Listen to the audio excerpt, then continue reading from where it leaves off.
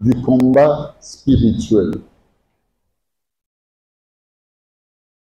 Contexte et réalité du combat spirituel.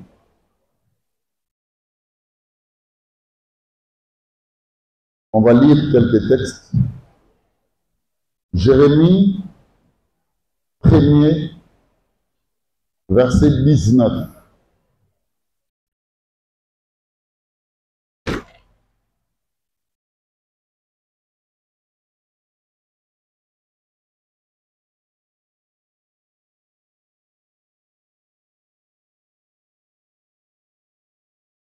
Ils déferont la guerre, mais ils ne te vaincront pas. Car je suis... Ils te feront, mais ils ne te vaincront pas. Dans la spiritualité, la guerre est possible, vrai ou faux. Romains 2 à 3.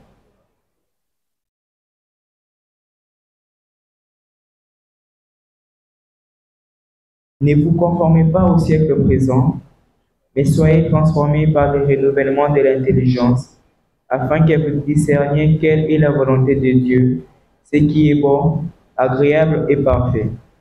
Par la grâce qui m'a été donnée, je dis à chacun de vous de n'avoir pas de lui-même une trop haute opinion, mais de revêtir des sentiments modestes selon la mesure de foi que Dieu a départie à chacun. Lisez. Car, comme nous avons plusieurs membres dans un seul corps, et que tous les membres n'ont pas la même fonction, ainsi, nous qui sommes plusieurs, nous formons un seul corps en Christ, et nous sommes tous membres les uns des autres. En Christ, nous formons plutôt un seul corps. Alléluia. Amen. Et nous sommes membres les uns des autres. Retenez ça. Romains 13, 1 à 5. Et puis je dois encore souligner quelque chose. On nous demande de revêtir quoi? Et cela nous demande un comportement, un caractère là. Sachant, dans le monde de Toza Rambo, dans mon kilimi Toza, on nous demande de ne pas nous conformer au siècle présent. Mais avant cela, lis. Romains chapitre 13. Romains 12 d'abord. Là où tu étais. Tu as commencé par 2 jusqu'à 3. Ne vous conformez pas au siècle présent. Oui. Mais soyez transformés par le renouvellement de l'intelligence. Le diable maintenant vous combattra. Vous savez pourquoi? Pour que vous retourniez à votre état premier. Et Dieu insiste. La parole de Dieu nous dit, ne vous conformez pas au siècle présent. La bataille du diable, c'est que tu aies l'image du siècle présent. Ça veut dire que tu aies l'image du monde, tu aies l'image du monde. Que tu ne sois pas plus éclairé. Osa aloba batu, nuance.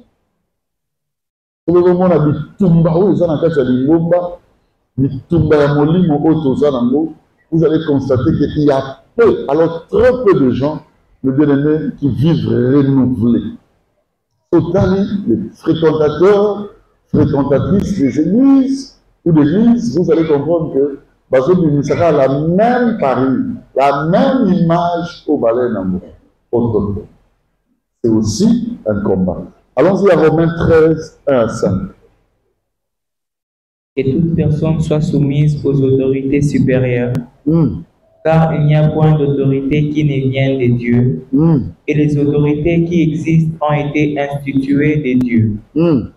C'est pourquoi celui qui s'oppose à l'autorité résiste à l'ordre que Dieu a établi, et ceux qui résistent attireront une condamnation sur eux-mêmes. Ce n'est pas pour une bonne action, c'est pour une mauvaise, que les magistrats sont à redouter. Veux-tu ne pas craindre l'autorité? Fais-le bien et tu auras son approbation. Le magistrat est serviteur de Dieu pour ton bien. Pardon?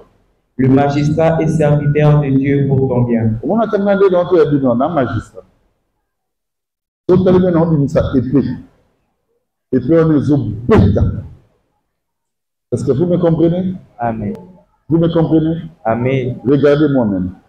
Pour ceux qui sont combat spirituel, dans le tumbara au Satan a salabatu, ils ont limité champ. Parce que même ici, il y a un combat. Ça veut dire le magistrat, qui est un serviteur de Dieu pour ton bien, le prédicateur, bien-aimé, il va agir ici. Il y a un combat qui se passe dans la spiritualité. Après, mes bien-aimés, mes arrêts, ça veut dire ma prédication, mon enseignement, au monde appelle mon soir une décision, mais au bénéfice. Mais quand on a au monde a bunda. Au monde a bunda dans le combat spirituel, comme on a raté, l'image selon laquelle c'est le diable et Satan, ainsi que ses acolytes, ou même les démons, les esprits malins, vont bundisa biso. Et s'appelle le colandé nazo teyao. Il y a une volonté divine. Il faut s'imposer la vie, mais cependant, bien aimé, il y a d'autres volontés de la chair et se combattre volonté. Est-ce qu'il y a une personne qui comprend? Amen. Ça fait partie du combat spirituel. On va lire 2 Corinthiens 10, 3 à 6. Si nous marchons dans la chair, nous ne combattons pas selon la chair. Car les armes avec lesquelles nous combattons ne sont pas charnelles. Au moment de ça, c'est au tabou dans nzoto, au moment de vivable.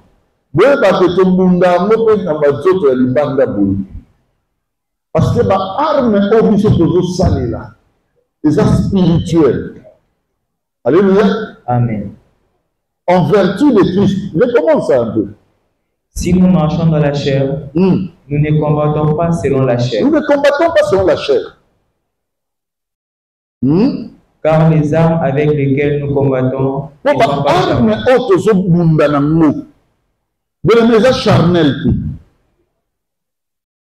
Mais elles sont puissantes par la vertu de Dieu. Elles sont puissantes par la vertu de Dieu. Pour renverser les forteresses. Il renversera ma forteresse.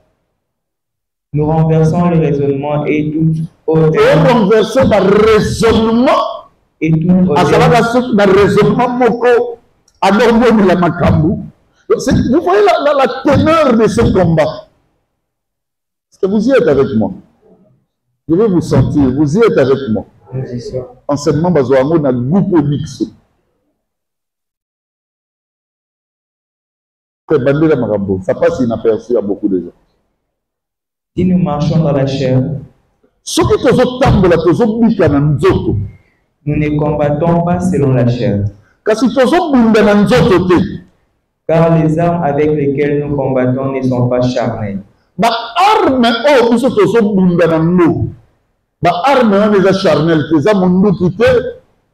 ne sais quoi, ils ont ma sacité, non. Ma arme est charnelle. Mais elles sont puissantes par la vertu de Dieu. Et ça, ma arme est puissante. Bien aimé, mais ça les enzambe. Pour renverser les forteresses. Il y aura Moussa le Salah. Et renverser ma forteresse. Vous connaissez ce qu'on appelle par forteresse? Sauf le tambour, comme une camp.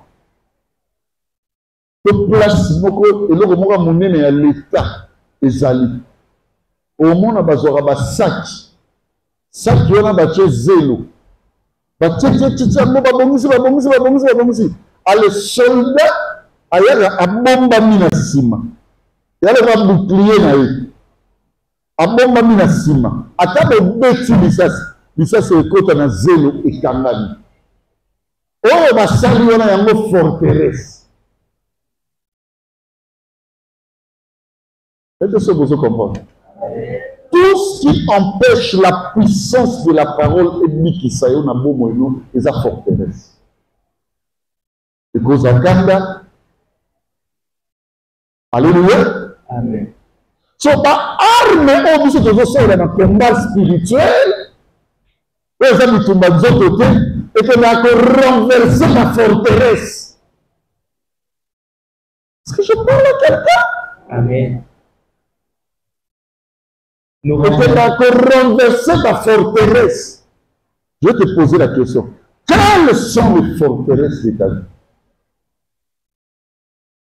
Les combats spirituels sont maintenant contre ces forteresses-là. Vous l'avez bien, hein? Les combats par l'Ancien Testament. Vous l'avez bien. Les combats spirituels renversent les forteresses. Comme si tu fais un serviteur de Dieu, Moko. Bien-aimé, alobi, pasteur Beli, Nazamute, Mamoune, Nemenga, Sokosindi, Mwasi, Nanga. Yebango wana na opardonner ote. Elingi koloba, pon na ye bolingo ya Mwasi, ekominini, forteresse. Maintenant, bitumba ya molimo, il faut que ça ait renversé forteresse. Pour permettre tir à balle réelle, il y a l'Iloba. Oyo, et que les Koboma, alléluia, et atteindre. Maintenant, chacun de nous doit comprendre quelles sont mes forteresses. Ce qui empêche Dieu à ce moment-là, et ça va forteresse.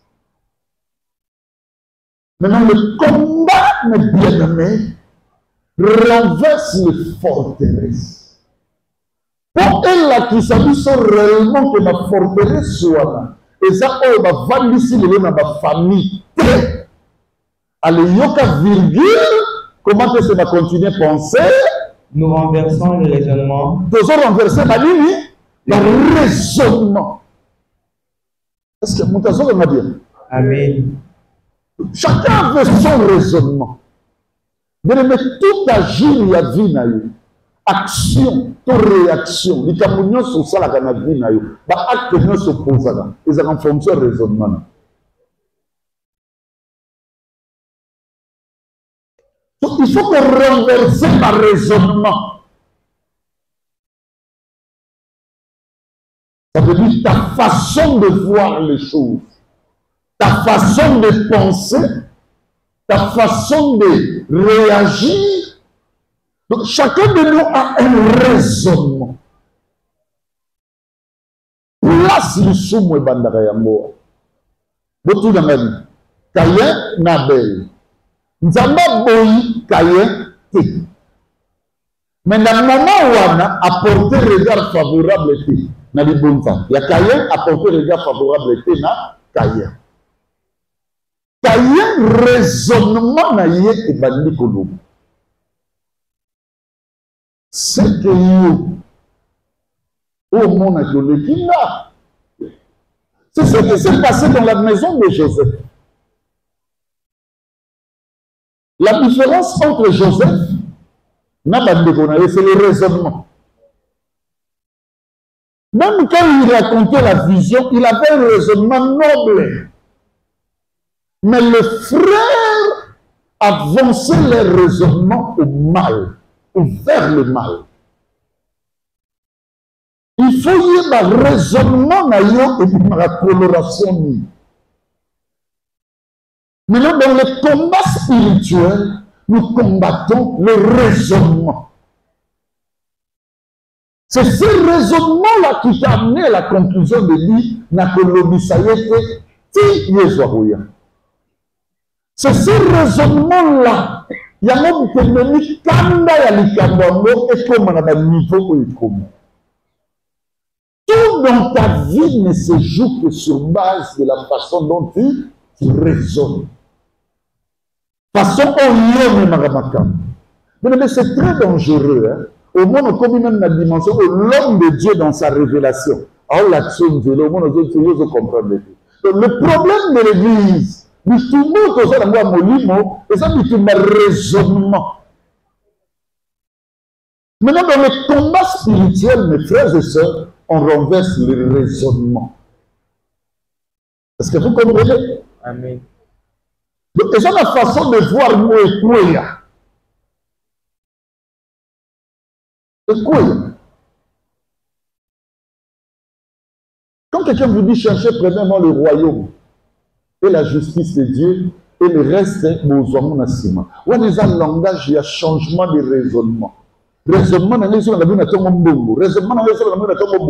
na place, ecclésia. Plus engagé que les choses d'en haut que les choses de la terre. Les choses de l'esprit et les choses de la chair. C'est qu'on a renversé mon intelligence, on a renversé mon raisonnement, oui. Et toute hauteur qui s'élève contre la connaissance de Dieu. Hauteur nyonso etelemaka likolo ya connaissance ya Nzambe. Na question exemple. Nzambe abilimbisa. Wana Nzambe. Excusez-moi, tu constates une hauteur s'élever. Likolo ya limbisa, il y a le likolo limbisa. Mais dans le combat spirituel, le Lukarandé va dire quoi? Ma excellence, ma hauteur. Ça veut dire ma nomba. Regardez l'auteur comme l'orgueil. Ata vandina bandeko baza maboko mimbale le voyer. Nous sommes les qui na moulai. Nous sommes les qui na mukuse. Nous sommes les qui na pende. Nous sommes les qui na mouindo. Nous sommes les qui na mayele. Nous sommes les qui na bou. Nous sommes les qui na kanda. Mais l'orgueil te place au-dessus de tout le monde. Le combat spirituel vient pour ça. Est-ce que je parle à quelqu'un? Amen. Vous comprenez le départ dans la vie. Donc le combat spirituel résout les équations des auteurs. Oui, d'après comment les capons ont ça, vous savez pourquoi? Et ça, auteur s'élèvera contre la connaissance de Dieu. Et s'élèvera l'icolo à Nzambalina Sana. Dans le combat spirituel, vous le mettez avec les armes spirituelles et vous dites ça auteur, oui. Et nous amenons toute pensée captive à l'obéissance de Christ. Tu seras pensé nyonso. Vous l'avez dit? Aux captifs. Pensez nyonso bakanga. Comme ça pensée on a prisonnière. Moi si mususu zo mona ba vaina mobile. Et là zo bo maliba les amaka mobile ya zo sala. Mais ça dimension ya zuwa zakana. Ya tchana mutune que yé a compartager té. Yé mobile ya zakana moi si. Tu peux mobile à quel il y a moi si libal et fait coupa. Ça, c'est une pensée captive. Mais dans une telle pensée, bon, mais à l'obéissance de qui? De Christ. Moutoumousou a joué du son, là, na tout mola ka moutouté. Na linga ka pe ba tout mola, nati. Donc, on y met le babou. Na louera moutouté, ma problème, c'est que ce qu'on met, nous souffrons du son clairement. Assemblée la kamazo ebiso tala omoni ngande bo mona ngabo ngana mutute so o baluki awa ça comme bien mutane ngwa so o ko e baluki awa donc ayeni que azana ma pensée captive, elle est prisonnière d'un comportement, prisonnière d'un caractère. Bien même pas maintenant un combat spirituel. On prend toutes ces pensées-là captives pour ramener à l'obéissance de qui? De Christ, pour que les pensées. Est-ce qu'il y a une personne qui comprend? Amen. C'est tout? Oui. Alors retenez ceci. La Bible, lorsque vous lisez, ou vous la lisez, elle aborde les combats spirituels sous plusieurs dénominations. Et la Bible aborde le combat spirituel sous plusieurs dénominations. Tu verras des affrontements, tu verras des guerres, tu verras des attaques, etc.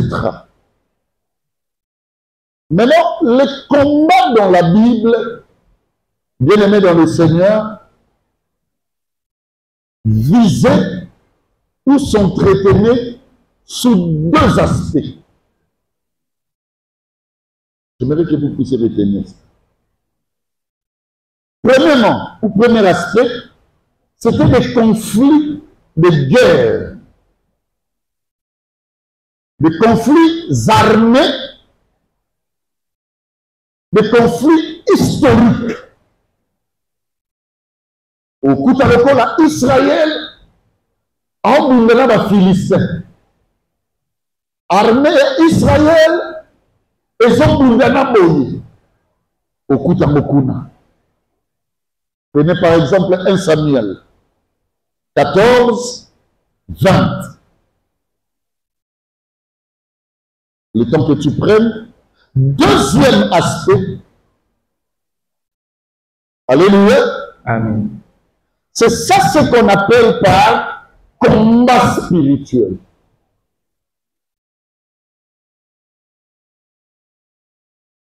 Le combat spirituel est plus l'œuvre du Nouveau Testament, c'est-à-dire de la Nouvelle Alliance. Plus. Par contre, dans l'Ancien Testament, on abordait les aspects de guerre, d'affrontement. Est-ce que vous comprenez bien? C'était des guerres des armées. Quand vous obtenez, j'ai donné des textes ici, prenez 1 Samuel 14, 20. Puis Saül et tout le peuple qui était avec lui se rassemblèrent, et ils s'avancèrent jusqu'au lieu du combat. Et voici, les Philistins tournèrent le... Regardez par exemple ici. Saül, il prend son armée, le peuple, mais il s'en va. Pas que bitumba. Pas que bataille. Pas que bataille n'a pas Philistin. Vous comprenez? Amen. Le sens de leur combat. Prenons notre texte. Nombre 10, 9.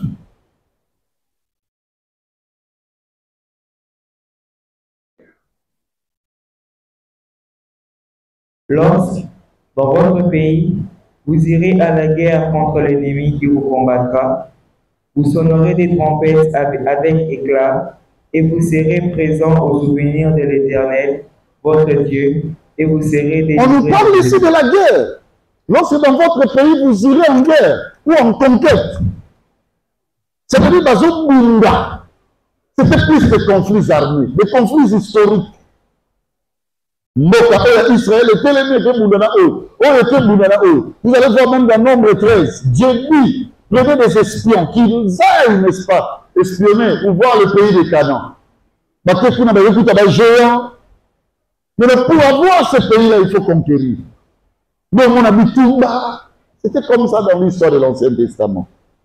Le Deutéronome 2, 24.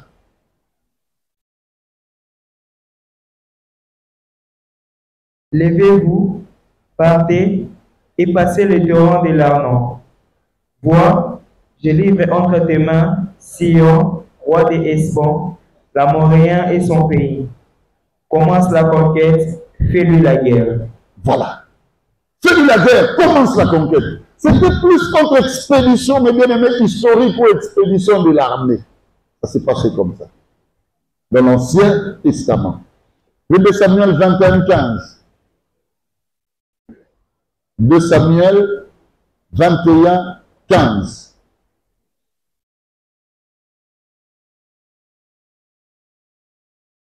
Les Philistins firent encore la guerre à Israël. Les Philistins firent la guerre à Israël. Vous voyez le combat qui était là? C'est ça le combat de l'Ancien Testament. Donc les deux figures de combat que nous trouvons dans la Bible, ce sont des combats armés, des combats de guerre, des combats historiques, ainsi de suite. Et bien aimé, après ça, on a aussi les combats spirituels.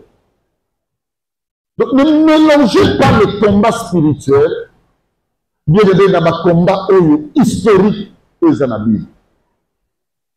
Et ce combat spirituel, c'est que le moli beaucoup au na mayele ya makabuto zotanda, to memi yango na motema ya muku.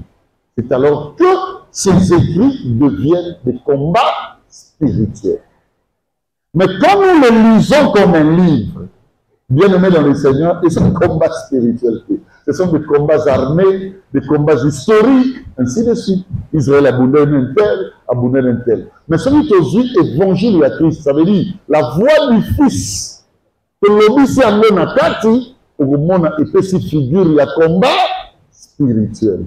Parce que on a Israël à Kolomwa Mboka, on a Philistin à Kolomwa Mboka, mais bien mettre au monde dans le cœur ou dans l'esprit de l'homme.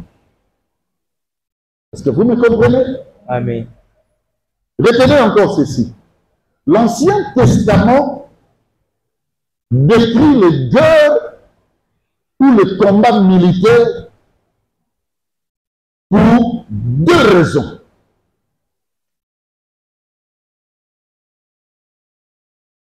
Première raison, c'est la raison de conquérir. Ça veut dire la raison de conquête. Et ça dit pour que nous remonte la bataille si canamment. Retenez que dans les combats spirituels, il y a la guerre de terre, il y a la guerre de sites, il y a la guerre de pays. Il faut conquérir. Le monde est venu. Moka o bomono. Ils allaient bosser dans un autre pays. Bitumba ya molimo ekosenga nini. Il faut m'abele o, ça veut dire motema o ekoma yanga.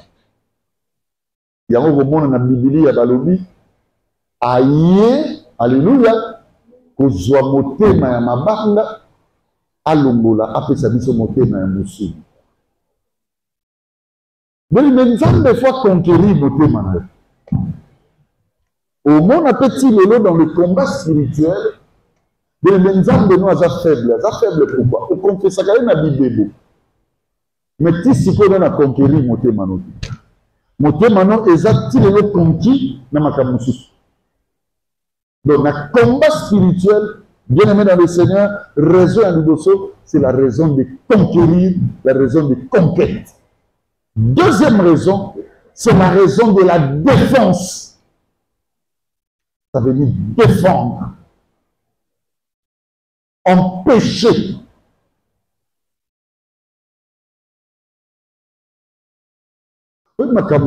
C'est tout dans la vie. Et comme il m'a camou dans le niveau de là, il n'y a pas eu de défenseur. Papa, il faut. C'est moi, non, salamabé. Yo tata. Yo mon bot. La bot, c'est bon. On dit comment moi, non, à tout ça. Et à ma bé. Télémélayer jusqu'à la dernière énergie. C'est la Bible qui nous dit prier, oui, mais aussi veiller. Tu sais pourquoi tu ne fais pas les combats spirituels? On empêche chacun, on défend d'arrêter vidéo de délai à ma bé ou écoya. Non, pire exemple. Aux chance les solo à son ou est banni. Nous vous avons été les solo dans quatre églises.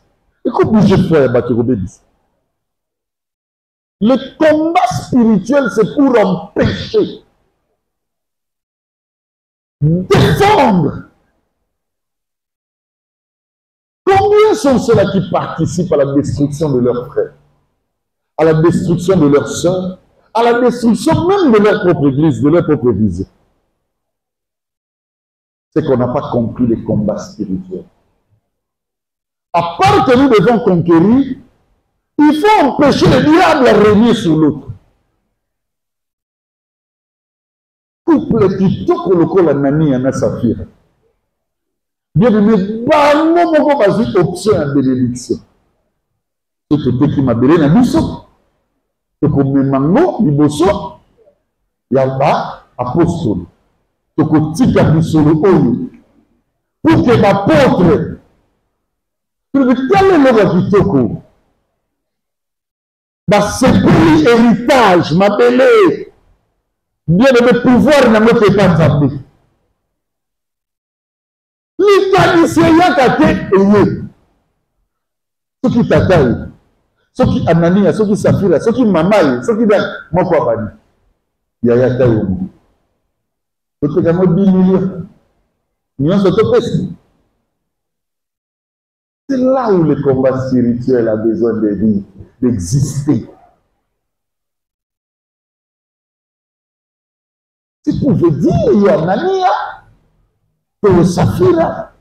Tout ça qui est bon, tout ça qui veut gagner pour salaire. Mais il y a beaucoup de choses parce que nous ne connaissons pas comment le combat spirituel fonctionne. Tu as laissé la chose évoluer devant toi. Le combat spirituel va défendre. Ça, vous comprenez, bien aimé, le rôle défenseur, tu as gardé le but. On lui a donné les moyens qu'on n'a pas donné à d'autres joueurs. Ça veut dire, un joueur n'a qu'à étudier, mais c'est là que je aussi dans le boko, parce qu'il fait faute. Mais gardien de but, va déployer bien aimé dans ma condition de défense. Attends, il y a bien dans ma bouche, vous savez le. C'est pour ça qu'on comprend là. Amen. On peut chaque fois ma vie. Le moment du solo betelinga lelo, na telemelio, na liyi pe lobi na yoka non, parce que le solo est comme on s'habille. Mais il y a mon ami. C'est ça quelqu'un qui connaît le combat spirituel. Parce que dans le combat spirituel, toujours renverser par raisonnement.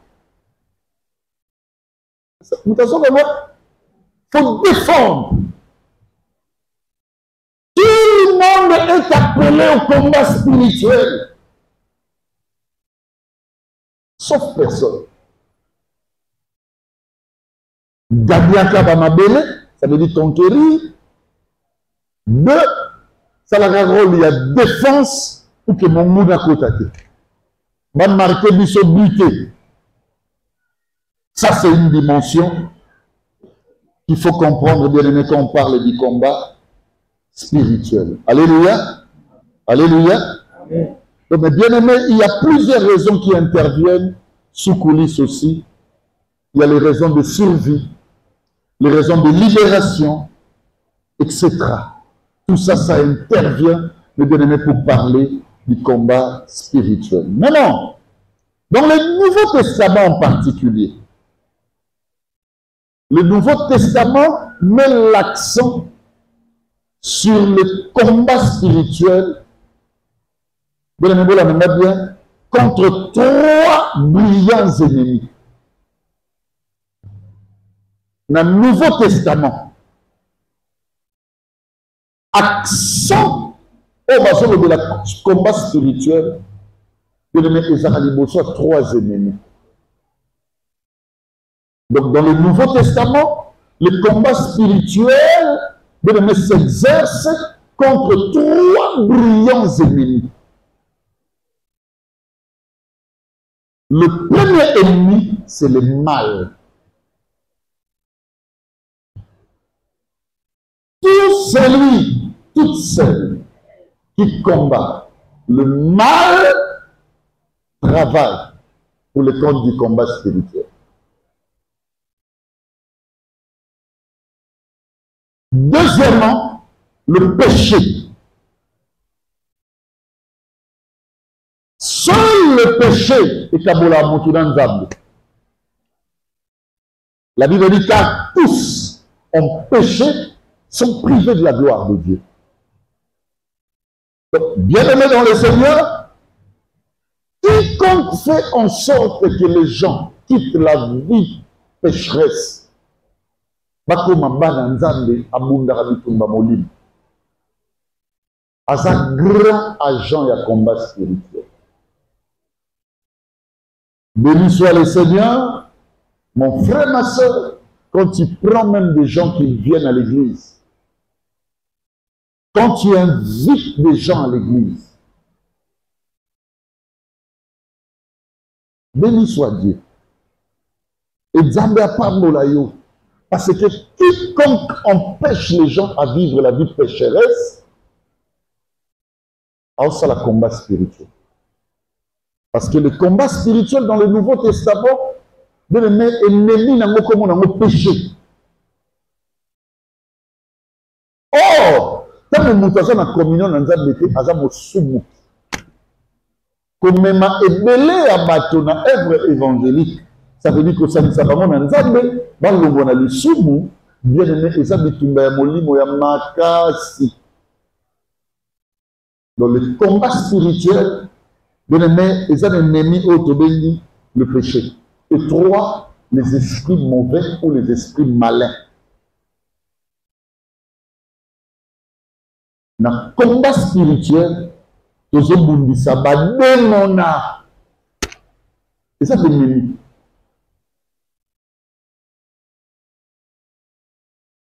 Est-ce que vous avez bien?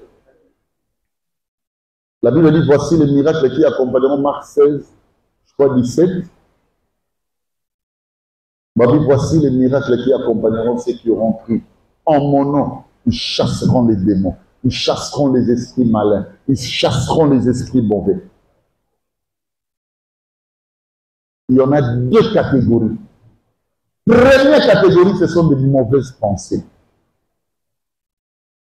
Il n'y a pas d'esprit malin plus que les mauvaises pensées. Donc,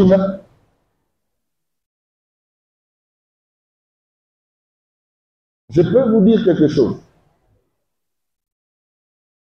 On a connu une église à Kassavou. Une sœur, la sœur est venue me voir. Un jour, passé à ma pardon. Je lui pardonne à Seigneur. Tu veux bien. La sœur m'a dit, Pasteur Béli, il y aura un jour au Sénat Maï. Il y a un petit maï dans le frigo. Il y a un passe. Parce que le maï y a une nuance. Étant donné que n'a qu'on a biso. Et ça n'a qu'on a sorti l'eau qu'on a eu, ça de la carte. Mais il y a une nuance dans le fond, on a déjà un sol. Et jour où on a tellement que tu insisté, parce qu'il y a un maïwana, parce que il n'a pas ça au sol. Si n'a pas d'abonné, on va monter ma face. Les gens n'ont pas si mamou l'a mis balé au cerveau, bolinis. Et ça va pas monter. Vous avez dit ça, n'a pas été l'église. Au nom de Jésus, n'a pas dit la démon. Vous avez un esprit malin, esprit rotindo, bien aimé, mon thème est malin. Vous avez dit votre chasse, rime. Ah non, mais bien aimé. Vous comprenez les esprits malins. Il y a une sœur, maman Pichou. Que maman Pichou vous dise. C'était à la même période, la sœur foulée. Bakatakaï, Pota. C'est dans Bakoulou, dans Soïna. Nous avons dans Suisse-Irlande. La sœur foulée à Benga. Maman Pichou, tu as une image. Nathalie n'a crié. Il y a une maquillée, n'a crié. Nathalie image, on a moins non battu quatre potes à mon aile. Bien aimé dans le Seigneur. Image en tout cas, il y a un battu belé. Maman Abigail Bayou a cocaté. A Keiti Koluka pharmacie. Bien aimé dans le Seigneur, a Sombi Kissia anti-cicatrice. Alors, cette fille ne peut pas avoir cicatrice mélodie. Bien aimé, qui serait dans 2 cartons. Et un carton, moko, na pesi maman Pichou, qui était sa foulée. Et bien aimé, et nous, ça est place. Na tiré là, il y a un carton, moko. Na chambre, na famille. Tous autres temps, na maman Pichou, bien aimé, trouver service. Écoutez, na moi, si mon maman Pichou, m'tando solan. Et l'onguignon, so bien aimé, cicatrice, banda, watia. Mini. Alors, mon ninga, pour na mobile. Akana paquet. Car elle est battue à gilet. Non, dit mon côté. Mon côté, je crois aussi, je suis les autres sur. Attends, je crois les dates. De ne paquet, on a qu'à mener ça là. À l'île, le col, le zémo, n'a qu'au sié tout. De ne mettre à Kenda, Kanaï, n'a point à camarade, mais si abi on continue à mobali mobalo yeba que mobali nyonso te balingaka ye na tuni yo question oyo memi etia somba gilet pake alongola bomba longola bapapia kanda sanisa aluka ba groupe bakene frère ezana mutu musozo sambela nous avons la garnison ba démon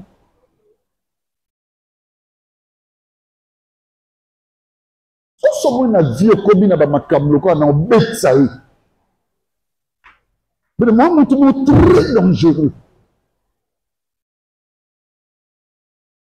et na batu bayi tala ayebi kozwa vérité akani yango scotch loko emballage abiti yezo ya loba bofongola na makasi na bi pe avandeli yango omoni ko bombi yango ce n'est pas le Saint-Esprit parce que le Saint-Esprit de Dieu t'amènera au fongola liboke wana pour obtenir miséricorde kaka kumba wana okani yango de chance nokani eloko ate zekoya ce komeli ba le sieto kabo on va nous comprendre que ce sont les démons qui fonctionnent avec le raisonnement. C'est dans la vérité, Bakou, Akou, Nakou. Mais dans le combat spirituel, ils ont longue loko. Mais moi, après 2 ans et demi, alors oui, papa, de mon image, il n'a plus à faire. Ils ont la naso. Nous connaissons ce mot dans l'église. Un bon témoignage. Dans autant d'été, pour ne pas, nous sommes des églises où la civilité est multiple, nous devons comprendre que acte. Aussi, si maté à matiti likolo, on a toujours un moulaï tikuna. Alors, papa Béni, tant que tu as un nial, ils ont un bonza moko et kotaka. Il y a 54K, 50 francs, rouge, et kotaka. Na mona ina tchela mon enveloppe. Na mona eti na moto. Na longola na lia pe amoti. Na kabaka lelo de mozoteya. Na moni ke na liba. Na ebso za vraiment. Donc on se consoler notre. Attention. Les kabamou que freiner toute ta vie. Moi je dis à mon Dieu et je dis dans mes vœux, Seigneur, une femme, avec tout ce que j'ai comme sacrifice dans cette œuvre, toute cette jeunesse vendue à l'œuvre, qui vit le mensonge, même si je l'aime jusqu'à mourir, elle ne mourra pas sur sa tête. Un entourage où ils ont vrai que pas à te sakani na ngandengeni, il y a une glissé bon. Frère, les esprits malins, ce sont des pensées destructeurs. Vous allez comprendre ça bien quand je vais toucher les aspects des pôles à travers les 4 classes, c'est-à-dire la classification des démons, les autorités, les princes de ce monde des ténèbres, de tout le temps, je vais toucher ça, vous allez comprendre. Au monde, nous aurons la vertu du mensonge. Est-ce que vous comprenez bien? On peut traiter dans moi, on peut aussi. Et puis, un peu de méthodologie à mensonge. Vous ne mêlez pas ça. Comment vous savez nos vérités? Profitez de ce que l'homme de Dieu vous enseigne. Tu peux avoir la malchance dans la vie d'avoir un parent pauvre. Je dis bien pauvre d'esprit. Et faible d'esprit. Nous avons une opportunité. Si tout le monde moi, si ça les parents sont derrière vous et tout. Bien aimé, écoutez-moi bien. Ils vous transmettent des démons. Ça sont des esprits malins. Les familles dont vous trouverez les coopérations entre enfants et parents sur des histoires vaines, grégaires et sales. Ça, c'est ça la partageabilité des démons. Papa, nana kuta ma frère Dalton à Bandal, un pour tous pour un ou là, loulou. Na kuta mon Bandal. Maman Pichou bazo bunda na ba locataire. Na ba renda ebi likambute kaka ndenge na zandu na wenza imbo ya la. Omeki na moko mulongo mobimba. Et sa partageabilité est lien démoniaque. Ça devient tout un esprit. Paix à son âme d'heureuse mémoire, la bienheureuse Bébéta. Elle avait cet esprit-là. Moi, j'allais comme sa Bébéta na ba boloko ya Gambela, chaque semaine. Mais Franklin est là. Le la bundi na o chayer. Le la bundi bo. Vous comme si tu vends des cabons, des camons de comment église ça. On peut chayer ailleurs dans le toit et c'est na va informer ti lobby dans bête dans bougemine. Mais là, nous avons essayé de la bienheureuse. Nous avons passé les moussons dans la vie. Il y a eu un combat spirituel. Et peut-être que nous avons bundaté, papa. Il y a un moment où même la personne que Dieu a utilisée pour ça, moussalo, a table fini, nous avons ciblé à télévision. Parce que grâce à cette œuvre, elle est aujourd'hui, nous le confessons dans le paradis de Dieu. Mais bien aimé dans le Seigneur, ce que je vous dis une vérité. On en vient, nous. Nous. Les esprits malins peuvent formuler une didacticité. Donc, comment bien aimer la même bien? Une hypocrisie didactique. Ils ont une expertise. Ce sont des esprits malins.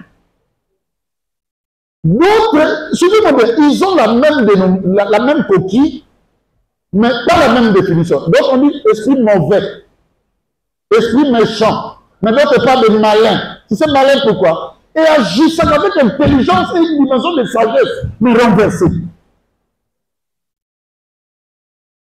Pour ce qu'on a une idée honnête, c'est un peu exemple. Presque une petite église. Oh, il y a que moi, d'aller à cette église. Tout ce que je fais, c'est pour avoir des filles. Ou bien on l'a taboisa pour nous ça, par exemple, frère, tout bien aimé. C'est un démon. C'est un esprit malin.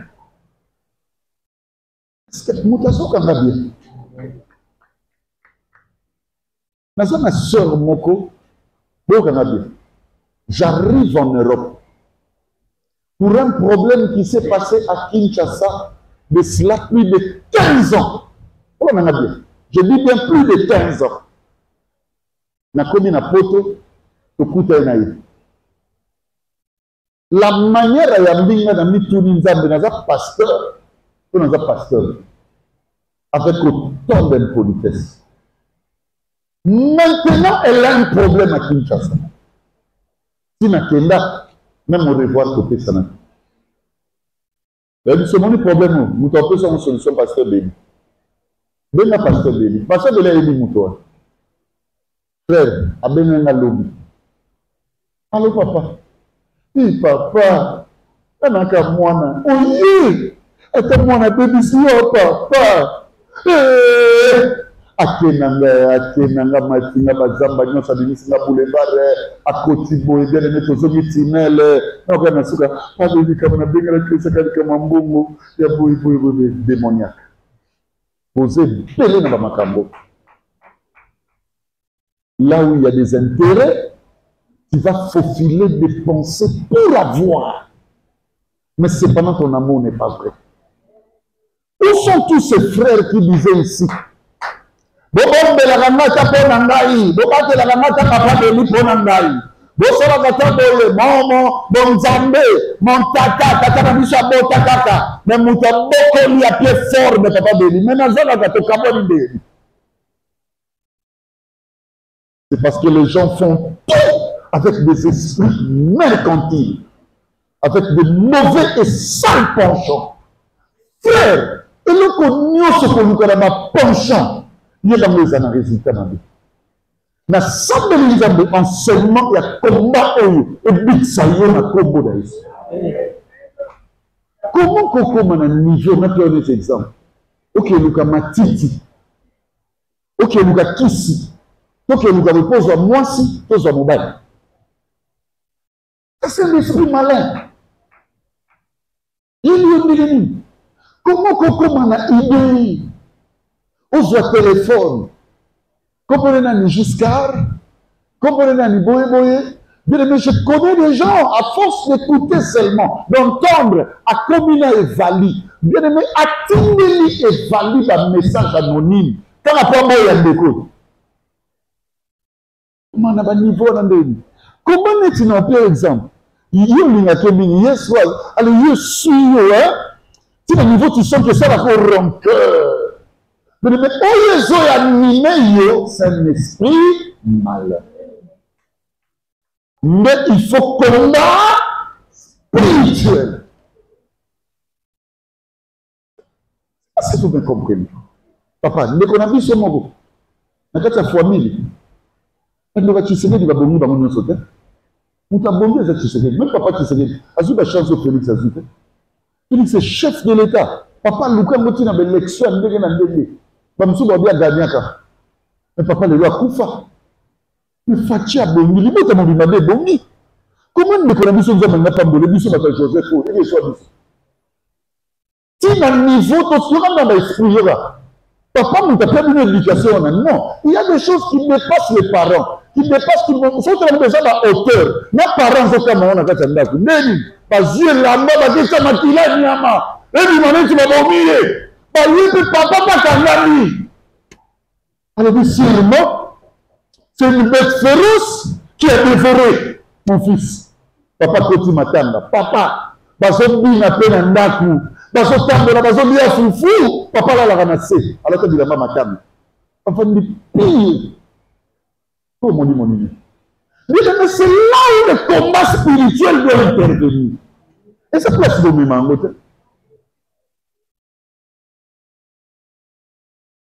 Ce que l'autre salami mabé. Allez, dans la personne de la mabé ou yéban. Qu'on l'a sango de sauter. Si tu as mabé, on est que les gars na forme na gâter wan. Yo kombo non bolimis.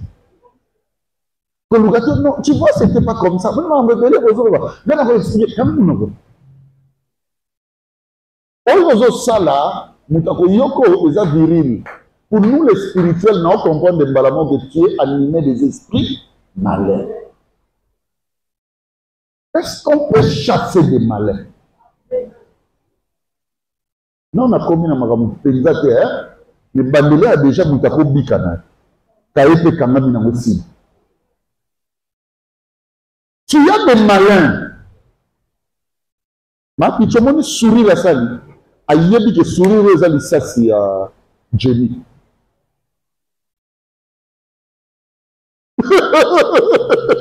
A ce cas bon côté, que c'est quand même licho. Aux a spécialisé dans les malins. On est ce qui est ça yoté, et ça va malin. Aza très content, na on est comme les battus. Et ce sont les pas citer à compassion le corps montazo lela. Pourquoi les Camerounais comme les bambous? Et pas de consolation. Vous le voyez trop de ces gars. Atchopele, Oyeba, Oziazila, Oyoka. Bien aimé, Ozana malin. Nous cadets délivrance. Vous délivrance au Ebimaraté Nabini. Nabini, quand nous Oyokabo, bien aimé, tu peux libérer le chef. Quand on est célébré, quand on est tombolaï, tala, yoba chef de Kokouya. Je te dis. On a pas malin, on lui cambaté à l'ango. Donc, ok, papa, qu'est-ce que ça va t'explication le batala? Et bien, il te crée qui? Où on a montré ça, on a pas malin.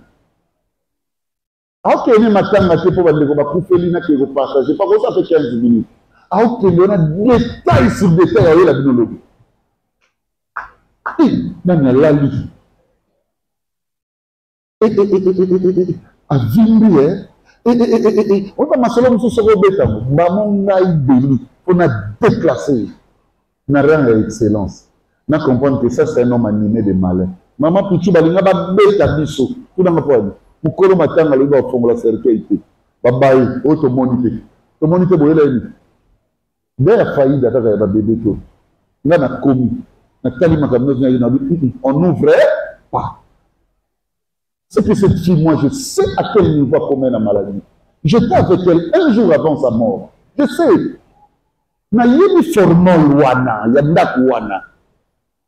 On n'a pas ouvert le cercle.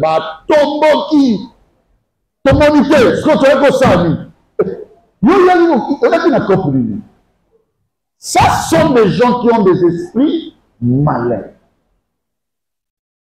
À cause de nos détails. Au moins, on a expliqué. Moi, c'est la manière d'expliquer. Donc, il y a un concept de la carte. Il faut une image. Comment on a expert aux gens. Expert aux gens. Pour le vélo. Au moins, on a comme un vélo, on peut monter. Au Bunda. Expert aux gens. Sors des malins. Talanga. Tu n'auras plus besoin qu'on me chasse à ta place. La Bible dit le miracle est un miracle qui accompagneront sans croire réellement. On dit même comprendre le message, c'est ça croire, comprendre son message. Sans comprendre la route là, ils chasseront eux-mêmes les démons. Chasse, c'est ça! Et micro s'appelle la classe, monsieur, il y a succès. Je te dis, au micro c'est la classe, monsieur, il y a succès. Maman Pichou, na tamboli na ba démoniaque, ba basse classe, non, il y a une vérité. Ba basse classe, monsieur, il y a ba démon. Le lot n'a pas de problème na ba pasteur. Oh, na zolo ba na bilo na moiti na butu na sala mabete. Na na kulutu monsieur ba mende la ebalobi, tala kuta lobaka boy. Tala kuta lobaka, la faute c'est là, il y a nani de me jeter avec des démoniaques. L'onction démoniaque est transmissible. Le coup, le truc, Kobe Bissangate, et que Baby Bissangate, pas il y a battu. Moussou, tu comment écouter le lobby, oh, mais un tel m'aurait dit ça. Un tel, oui. Il dit, mais je ne connais pas. Mais je vais vous prendre un exemple. Je prends le pasteur Mémoire Moukadi. Mais qui a dit, qui a enseigné ici. Avant, pourquoi tu l'as limité? Je ne sais pas, j'étais avec qui, non, il va citer. Non, limité. Abi n'a pas passé, il ne parle pas. Assieds-toi. C'est un homme levier dans son raisonnement. Abi n'a pas dit, voilà. Abi, pasteur Béli, moi je veux le corriger. J'aimerais que tu viennes enseigner chez moi. Il m'a fait passer là-bas, c'était pour corriger les mauvais. Est-ce que vous comprenez ça, les amis? Donc, il y a des gens, hein, il y a des gens, aïe, que l'église beaucoup ça, mais pour mes atépons. Tu ne peux pas atteindre l'auto-nuisance. C'est le domaine des esprits, madame. Maintenant, exemple. Par tu n'as pas de lit. Le l'auto-monobienté, pas de lit. On a un problème. Auto-nuisance, c'est l'élément démoniaque. La Bible dit parmi les fruits de l'esprit, il y a la joie. Et ça, il faut s'écarter. Mais à tous, on a dit qu'il y a une vérité. Dans cette église, pasteur Béli a dit sur le bosso, alors dit bébé, que je sois en Christ, tu allais m'emporter. S'il y a quelqu'un qui a souffert, qui souffre et qui souffrira tous les jours à cause de l'alliance en Jésus-Christ, de donner la disparition de cet enfant, quoi qu'elle soit dans la patrie céleste, son nom c'est Dr. Béli. Mais vous savez, depuis le jour de la mort jusqu'à aujourd'hui, c'est moi qui ai dirigé toutes les prières. L'esprit, bien aimé, à cause Simbayo n'a pas niveau au le problème de l'église, il y a trop d'esprits malins dans la tête. Ça veut dire les mauvaises pensées. Et Tanaka bénédiction aux oités. Tout ça, on va bien aimé, au Vanda, on va trahir le pasteur. Mais l'on dit que ma belle, qui te dit que si le rapport qu'il y a la prière, on va si la moto va sur la bien. Et s'il dit ça, c'est un domaine de réparation. Que Dieu bénisse il de l'objet, mais maintenant, ma femme de la femme, elle est du couple, la semaine dernière, ma c'est Pélissaï. Oh, nous, sur la scène de la joie, que Madakara. Quand on peut faire un monde dans le babou, en tant que mon salaire. Avant, il n'y a pas de lui, jamais, tu dois aller chercher par Dieu. Elle dit pas mal de lui. Regarde. Je sens le poids dans mon cœur que je dois m'ouvrir. Il y a moi, je bloqué. Les esprits malins, Tanaka vie. Et Tanaka vie. Maman Pichou, quand je me suis dit que non, il y a une vérité. Je me suis dit que j'ai expérimenté dans ma vocation, ma spiritualité. Parce que je qui peut comprendre que dans la 7 jours sans manger, au point que dans la bouche de l'hôpital, c'est ce jour-là que Dieu m'a ouvert des choses. Qu'a fait chrétien la barque? Tu bongandana sosa. 4e jour déjà, ma constaté mis ce matin l'école. Je n'ai rien mangé. Parce que je cherchais Dieu. Na une vocation, ma casse même bateau ngizi. Ils ne l'ont pas fait plus que nous. Nous sommes là ma tuberculose, papa. C'est parce qu'on ne le dit pas. Tu meurs à cause de ngizi. Papa n'a pas dit, tu t'en vas à cause des histoires de l'église. Et on a pas bien en bon zambe.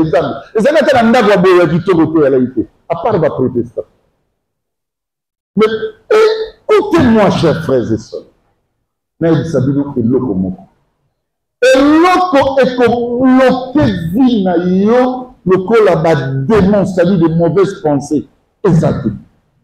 Songo la bilogo nyonso. Ozara na ona batu ba sala yo surtout le côté. Koko maka expert à montité, nzamba okamusi. Donc on a mona ka muto pe na mona ke, muto pe na comment na ka te yo pe na mona yo. Sur mo ba l'église. C'est que la mona toma ye ancienne bébé. Ancienne bébé ta tala makam na moni tala. Ce qui est là moni papa de na nzete, lobo za matiche. Lobo ne za sœur Sandra. Lobo ne za frère Kevin. Au moins, on a si bébé qui a eu ça. On a si bébé qui a eu ça. Tout qui est malade. Ou comme si bébé qui a eu ça. Au moins, on a eu ça. On a eu ça. Et ce jour-là, les prophéties kata. Maëlle, on a eu ça. Il y a eu ça. Qui reçoit Elio. Loba n'est pas beau. Beaucoup de choses que je dis prophétie. Ce sont de mauvaises pensées. N'importe quel exemple, quand on a latibo, il y a latiba bijou, il y a latibo, mais il y a ça dans la banque, à l'engamoyoga. Oh là, c'est baraba shinda. Ma soeur, je suis en train de voir une grande élévation. On me dit banque. Allez, il y a le dit amen. Oh non, ça là, les amis, c'est la pratique démoniaque. C'est ça la mauvaise pensée, c'est ça faux raisonnement, mais habillé avec l'évangélisation. C'est ce qui se distribue dans les églises. Et les gens reçoivent des impositions de main. Balkanique. C'est là où doit résider notre combat spirituel. C'est quand même la famille. Regarde les mauvaises pensées qui sont en toi. Tu as de mauvaises pensées contre autrui.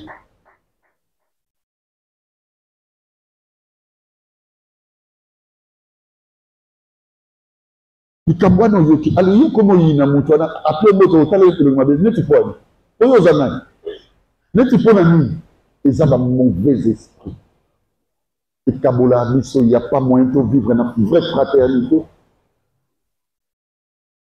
il n'y a pas moyen d'accorder le pardon véritable aux uns aux autres. Kalanga, tout ce que tu trouves comme une charge, libère-toi de ça. Ne cherche même pas midi à 14 h. Chasse. Renverse cette forteresse. Pas fondre dans commune à niveau. Nous avons un mois sinon à l'église. Premier exercice nous avons fait. Moi sinon à l'église. Nous avons fait Franklin. N'a pas exemple. Nous Franklin, on a mis ça. Nous avons fait ça. Nous avons fait ça. Nous avons fait ça. Franklin, un jour à quelque chose, nous avons fait ça. Allez, nous avons fait ça. Ah, donc il y a cause de moi sinon. Oui, au moins, il faut le secret. C'est un raisonnement, mais avant ça, écrire forteresse. Le lien que l'on va tant de place, mon frère, n'a moni Franklin en salle. N'a pas eu même n'a pas de combat Franklin, c'est un film. Film à un film à Franklin, n'a pas fait un attends, histoire des habits. Est-ce qu'on peut pas s'améliorer à Choya Brosamba? Est-ce qu'on peut avoir la forteresse? C'est ça le combat de la nouvelle alliance. Non. Quand on est dans l'îlot, il y a plusieurs d'amener ça est faible. Il y a dans l'îlot. Mais ça, tout au bout de la mokili. Le mec est sous que la matam sur le poids bébé. Quand on a la charge de bébé de l'épaule. Libère-toi, non? Combat. Je prends le feu. bien-aimé. C'est ça de nous distraire. Commençons là où je me montre. C'est ça de nous distraire. Mais écoute, tu n'as pas le monde a fait parce que il n'a pas tant que nous avons la marambo. On se boit que les peines directement. Le combat devient charnel. Or, nous n'avons pas à lutter contre la chair et contre le sang. Talama, Boma va forteresse. Que Dieu bénisse notre bien-aimé. 4 enfants. Dans la 4 ans, vous connaissez l'histoire, non? De Niringue. 3e enfant, moi, on n'a pas pâté. Papa Béli arrive, il enseigne la parole de Dieu. Touché, la maman dit, non, il n'a pas Béli. Aïe, faut qu'il m'a dit. Aïe, pas Béli, il a dit, il a dit, Natuni papa mukolo zenyo nani. Aïe, si na zenyo na zwa ngo boy. Mukolo zenyo pa yediti. Ezara ye. Na mona te principe. Na tsomoni lelo ndemo yebisinga. Na kombo na Yesu Masiya, mwana oya kobi mwana ya papa. Makila ya papa pe kotiye. Pa aden ya papa pe kotiye. Ya tata wane lomwe banda lelo. Kanga bunoko timu kolo okufa. L'Esprit de Dieu me dit, si ton mari est au courant de ça, ce mariage sera rompu et toute la vie, même la descendance, parce que papa il y a eu infidélité ou adultère, voilà. Je prie au nom de Jésus. Aujourd'hui, c'est une famille heureuse. Très bien. L'enfant le plus aimé de papa, c'est le 3e. Bien aimé, au lieu de sauver, Allah la culpabilité, Allah la culpabilité. Tous les jours. Aïba memanga un enseignement mogoza en église mogo. Habitué ba comme le baka makamana na kima na enseignement opona. Culpabilité. Yo mo zoma te forteresse mogo se créer nango au commissariat makasi yo mogo zelo wala na oyeto. C'est mogo li ba mbule belé. Et moni ba moye belé na ba buti. Et comme ala lisu makasa ka lisa se ko le gade.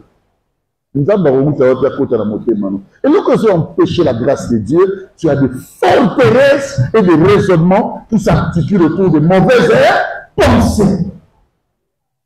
Est-ce qu'une personne peut prier, prendre ses 2 mains, déposer sur la tête, dire après moi, Seigneur, sauve-moi des mauvaises pensées. Délivre-moi des mauvaises pensées. Débarrasse-moi des mauvaises pensées.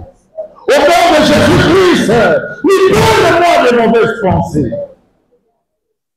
Allez, Taramba, Limbissaï, Boussana Makambambo, Kokipamous, tout ce qui retient ton attention en spiritualité, ça devient ton maître. Ce monument du Kambouana, à force de ta mouille, ça n'a tika. Tika, n'entrez pas là-bas. Battez la beau moïnaï. Est-ce qu'il y a une personne qui a compris? Est-ce qu'il y a une personne qui a compris? Amen. Quand tu cherches, je prends seulement 2 textes et puis je m'arrête.